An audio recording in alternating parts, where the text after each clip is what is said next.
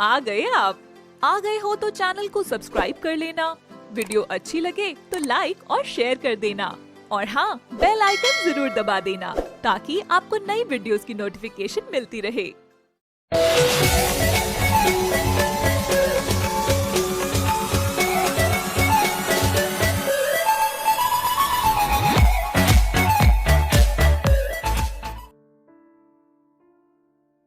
ये कहानी है लक्ष्मीपुर नाम के गांव की, जहां राजू रहता था। राजू एक अनाथ बच्चा था, इसलिए वो सड़क पर ही रहता था। कभी कभी तो लोग उस पर तरस खाकर उसे कुछ खाने को दे जाते थे, पर कुछ समय बाद जब वो बड़ा होने लगा तो उसे खाना देने वाला कोई नहीं था, जिस कारण वो अक्सर भूखा रहने लगा। फिर एक दिन वो अपने मन में कहता है, अब मुझे कोई ना कोई काम ढूंढना होगा, वरना मैं कुछ खा नहीं पाऊंगा। पर मैं क्या काम कर सकता हूँ? मुझे तो कुछ आता भी नहीं है। राजू इतना ही कहता है कि उसकी नजर कुछ दूरी पर खड़े और बच्चों पर पड़ती है जो कबाड़ा उठा रहे थे। राजू को समझ नहीं आता कि आखिर बच्चे कूड़ा क्यों उठा रहे हैं, तो वो उनके पास जाता है और उनसे कहता है, आप लोग ये कूड़ा इकट्ठा क्यों कर रहे हो? ये हमारा काम है, हम कबाड़ी का काम करते हैं, तो घरों में या कहीं भी हमें जो कबाड़ा मिलता है हम उसे ले लेते हैं। पर आप लोग कबाड़े का क्या करते हो? वो तो खराब होता है, तभी तो लोग उसको फेंक देते हैं, और आप उसे ले रहे हैं। अक्सर जो चीज लोगों को खराब लगती है वो हमारे लिए बहुत कीमती होती है। हमें अपने सेठ से इसी काम के पैसे मिलते हैं। क्या पैसे मिलते हैं? क्या ये काम मैं भी कर सकता हूँ?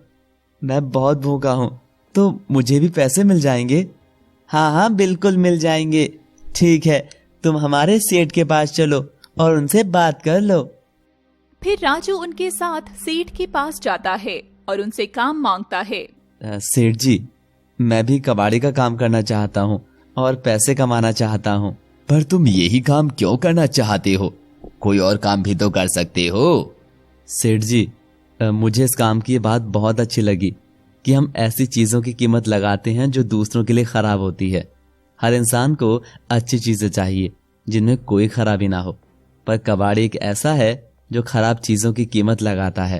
राजू की ये सब बातें सेठ को पसंद आ जाती हैं और सेठ राजू को काम पर रख लेता है। अगले दिन राजू कबाड़ी का काम शुरू कर देता है और राजू पूरे मन लगाकर काम करता था।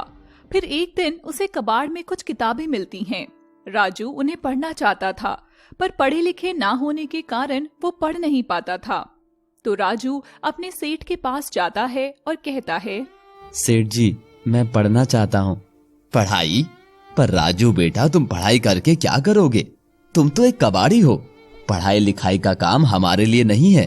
सेठ जी, अगर मैं पढ़ाई कर लूंगा, मोल भाव कर पाऊंगा ग्राहक से बहुत अच्छे से। तुम सही बोल रहे हो। आज तक किसी बच्चे ने ऐसा नहीं सोचा। तो ठीक है, अगर तुम पढ़ना चाहते हो तो मैं तुम्हें पढ़ा दूंगा। फिर सेठ राजू का एडमिशन पास के सरकारी स्कूल में करवा देता है। राजू दिन में स्कूल जाता है, फिर वहाँ से आकर वो अपने कबाड़ी का काम करता था।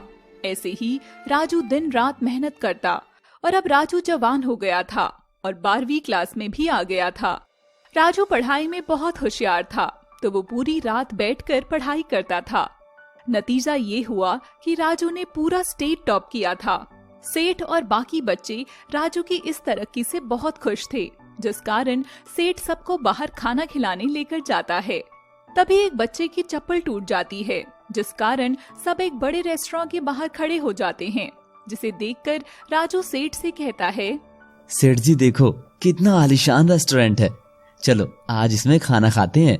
बेटा राजू, ये बहुत बड़ा रेस्टोरेंट है, अच्छा नहीं लगेगा, हम कहीं और चलकर खा लेंगे।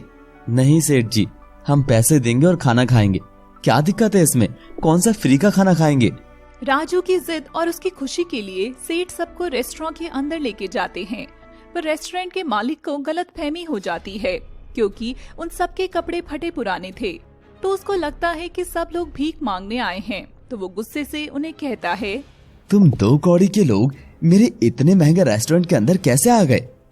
सारा गंदा कर दिया, और तुम लोग यहाँ हो, इस कारण से इसकी सुंदरता कम हो रही है। चलो भागो यहाँ से। आप हम सबसे ऐसे बात क्यों कर रहे हैं? हम यहाँ खाना खाने आए हैं, तुम लोग यहाँ खाना खाओगे? औकात देखिए अपनी, एक चाय तक तो पी नहीं सकते यहाँ से। पता भी है यहाँ कितने बड़े अफसर आते हैं, IPS, IAS, ये सब यहाँ अपने परिवार के साथ आते हैं। और अगर तुम लोगों को यहाँ खाने दूंगा, हमारा नाम खराब होगा। तो जाओ यहाँ से। हम आपको पैसे दे रहे हैं तो आपको क्या दिक्कत है?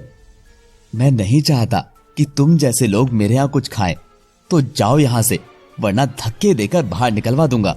फिर वो सब वहाँ से चले जाते हैं, पर सबको बहुत बुरा लगता है, खासकर सेठ और राजू को। फिर सेठ राजू से कहता है, राजू, देखा आज तुमने, जो कबाड़ी लोगों के घरों को साफ करने में मदद करते हैं, लोग उनके प्रति कैसा व्यवहार करते हैं। कबाड़ी होना कोई गुनाह नहीं है, जैसे सब काम है वैसे ही ये काम है, पर लोगों को ये छोटा काम लगता है। इसके पीछे छिपी हमारी मेहनत नहीं दिखती। धूप में, बारिश में, हर मौसम में हम काम करते हैं। सेठ जी, ये IAS, IPS क्या होता है जो लोग उनको इतनी इज्जत देते हैं? ये बड़े अफसर होते हैं। पर तू ये सब क्यों पूछ रहा है? मुझे IPS ऑफिसर बनना है। नहीं बेटा, इतना आसान नहीं होता IPS ऑफिसर बनना, बहुत मेहनत लगती है। लोग कई साल पढ़ते हैं तब भी नहीं बन पाते, और तू तो एक कबाड़ी है, तू कैसे बनेगा? यही सोच बदलनी है लोगों की कि एक कबाड़ी IPS ऑफिसर भी बन सकता है, जिससे आज जिस रेस्टोरेंट में हमारी बेइज्जती हुई, उसी रेस्टोरेंट में आप सबको शान से लेकर जा सकूं और उस मालिक का घमंड खत्म कर सकूं। ठीक है बेटा, तुझे जैसा सही लगे तू कर। हम तो वैसे भी कबाड़ी हैं। जो दूसरों के लिए खराब है वो हमारे लिए कीमती है, जैसा तू मेरे लिए कीमती है। आप लोग भी मेरे लिए कीमती हो सेठ जी, इसलिए मैं आपकी बेइज्जती का बदला लेना चाहता हूँ। फिर राजू अपनी आगे की पढ़ाई करता है और कुछ समय बाद उसकी ग्रेजुएशन हो जाती है।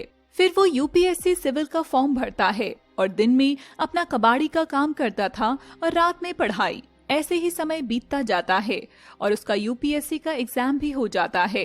सब लोग ये देखकर चौंक जाते हैं कि राजू ने UPSC के एग्जाम में टॉप किया था। फिर राजू अपना इंटरव्यू भी अच्छे से देता है और कुछ समय बाद वो IPS ऑफिसर बन जाता है। और फिर सेठ और अपने बाकी के कबाड़ी के काम करने वाले दोस्तों को राजू उसी रेस्टोरेंट में लेके जाता है। राजू की IPS यूनिफॉर्म देखकर रेस्टोरेंट का मालिक उसे पहचान नहीं पाता और उसकी सेवा करने लगता है। तभी पास खड़े सेठ को देखकर मालिक कहता है, आज तुम फिर आ गए। उस दिन की बेइज्जती कम थी क्या? आज मुझे परेशान मत करो, नए IPS ऑफिसर आए हैं, वरना तुझे और तेरे लड़कों को धक्का देकर निकाल देता। तभी राजू कहता है, किसको निकाल रहे हो तुम?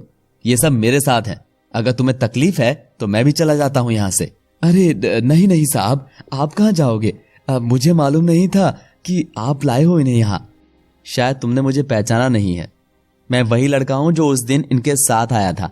आज वर्दी में हूँ, IPS बन गया तो तुम जैसे लोग इज्जत दे रहे हो। उस दिन फटे कपड़ों में था तो बेइज्जती कर रहे थे। तुम जैसों की वजह से लोगों में भेदभाव आता है। किसी के कपड़े से उसकी औकात मत पहचानो, बल्कि अगर वो तुम्हें पैसे दे रहा है और खाना खाना चाहता है तो उसका भी उतना ही मान सम्मान करो जितना बाकी का करते हो। राजू की ये सब बातों से सेठ बहुत शर्मिंदा होता है और राजू और बाकी सबसे माफी मांगता है। फिर सब लोग वहाँ खाना खाते हैं और चलने लगते हैं। तब सेठ राजू को कहता है, राजू, आज सिर्फ तुम्हारी वजह से हम कबाड़ियों को मान सम्मान मिला है। मैंने कभी नहीं सोचा कि कबाड़ी भी IPS अधिकारी बन सकता है। ये सब आपकी वजह से ही हो पाया सेठ जी। अगर आप मेरी इतनी मदद नहीं करते तो मैं आज किसी लायक नहीं बन पाता। आखिर हम कबाड़ी हैं।